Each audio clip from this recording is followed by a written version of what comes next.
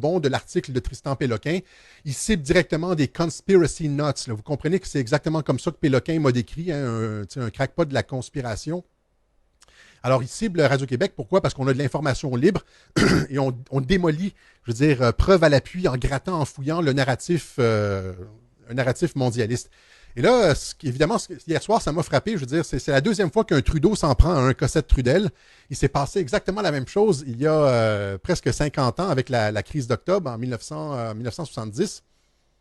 En fait, il y a 50 ans, en 1970, le père de Justin, qui était premier ministre du Canada, les Québécois le savent, connaissent bien cette histoire.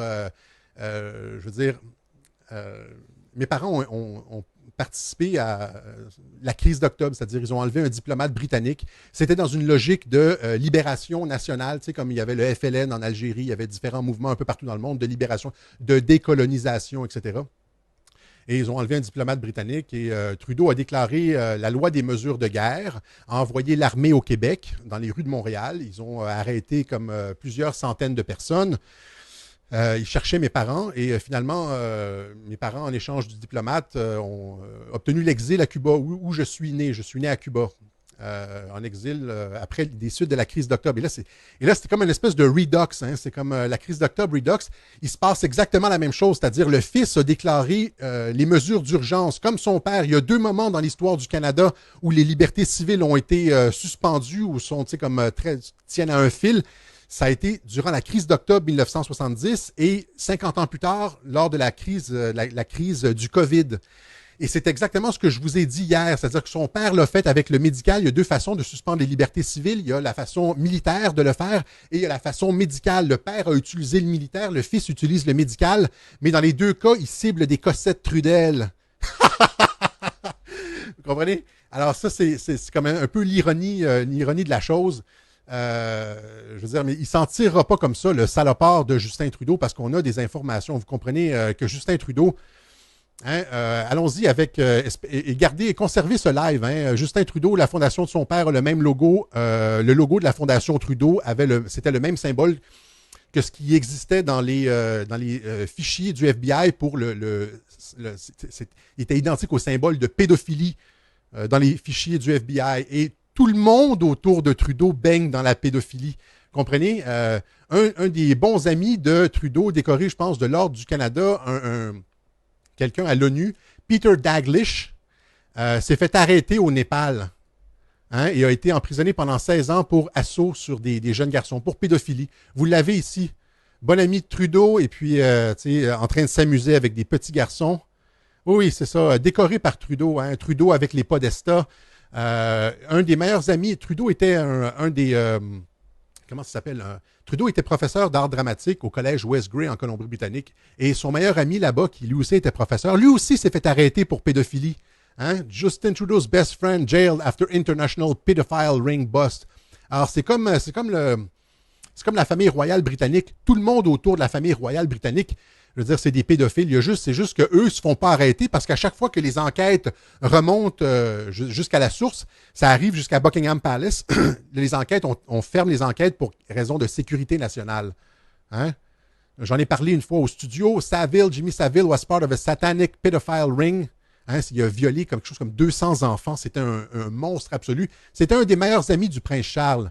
Hein, et l'Angleterre baigne dans des histoires de pédophilie depuis 30-40 ans. Les premiers ministres, il y a comme un tiers, les députés, c'est comme ça n'en finissait plus. Et je veux dire, à chaque fois qu'on remontait la filière jusqu'à Buckingham Palace, ça s'arrêtait pour des raisons de sécurité nationale. Comprenez là, un peu à quoi on a affaire. C'est un peu, probablement un peu la même chose avec Trudeau. Les personnes autour de lui... sont comme systématiquement arrêtées, font face à des questions, des problèmes de pédophilie. Le logo de sa fondation qui reçoit des millions, comme la fondation Clinton, qui reçoit des millions et des millions depuis que Trudeau est arrivé au pouvoir. Est-ce qu'il y a du trafic d'influence à travers cette fondation-là? Ce serait intéressant que les journalistes le fouillent. Mais pas que ça. Il y a aussi le fait que, allons-y avec une truth bomb. Hein, durant la dernière campagne fédérale, on a annoncé que Trudeau avait signé une entente hors cours avec une jeune élève du collège West Grey qui l'accusait de pédophilie, justement. Hein. Ici, vous pouvez trouver ça en le cherchant sur Internet. The Buffalo Chronicle. Trudeau's West Grey accuser was much younger than first thought. Elle n'avait pas 17 ans comme on pensait au début. Elle était beaucoup, beaucoup plus jeune. Hein? Alors, vous irez voir ça, le Buffalo Chronicle. Trudeau qui a signé un règlement hors cours lors de la dernière campagne fédérale pour faire taire cette jeune accusatrice qui l'accusait de pédophilie, de l'avoir violée, d'abus sexuels. Vous comprenez, ça ne s'est pas sorti au Canada parce qu'il y a eu une ordonnance de non-publication. Il n'y a personne qui a posé la question au Parlement. Ils auraient pu poser la question au Parlement. Andrew Scheer, Blanchet, il n'y a personne qui a posé la question. Trudeau a payé 2,2 millions pour faire taire cette jeune fille. OK? Alors, vous comprenez pourquoi ils veulent faire fermer Radio-Québec, là. On s'entend, là. Mais pas que ça. Il y a aussi d'autres choses. Hein? Le couple Sherman. Ça, c'est un des principaux financiers de Justin Trudeau, le couple Sherman, qui avait une des plus grosses compagnies pharmaceutiques au Canada. C'était des milliardaires qui étaient parmi les principaux bailleurs de fonds de la campagne de Justin Trudeau. Il y a eu une enquête sur le financement de la campagne de Justin Trudeau, hein, incluant les Sherman. Et les Sherman, lors de cette enquête-là, ont été assassinés avec, du fil électrique autour de la gorge, etc. La police a voulu dire que c'était un suicide. Finalement, ils ont dit que ce n'était pas un suicide. Ils ont voulu classer l'affaire. La famille a dit non.